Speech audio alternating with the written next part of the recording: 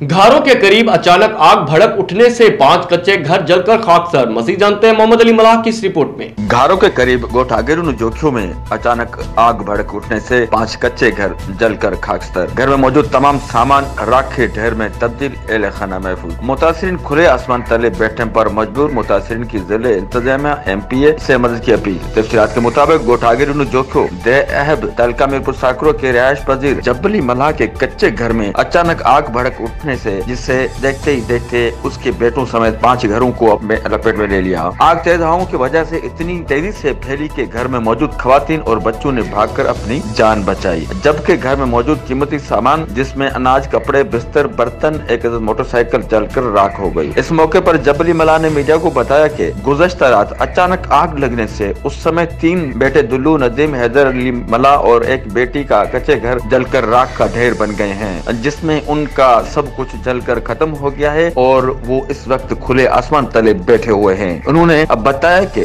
जो कपड़े उन्होंने पहनकर रखे हैं बस ये ही अब उनका कल का असासा है। न खाने का सामान है, न पहनने के लिए कपड़े हैं, न सर छुपाने के लिए छत है। उन्होंने बताया कि बेटा कहीं काम करने जाता है, इसने सेठ से मोटरसाइकिल मांग कर लाया था, वो भी जल गई। उन्होंने MPA, MNA, जिले इंतजामिया और साहिब हैसियत अफराद से अपील की है कि इस मुश्किल घड़ी में उनकी माली मदद की जाए ताकि वो अपने पांव पर खड़े हो सकें। कैमरामैन जफर समू के साथ मोहम्मद अली मलाह, राज न्यूज़, घारो।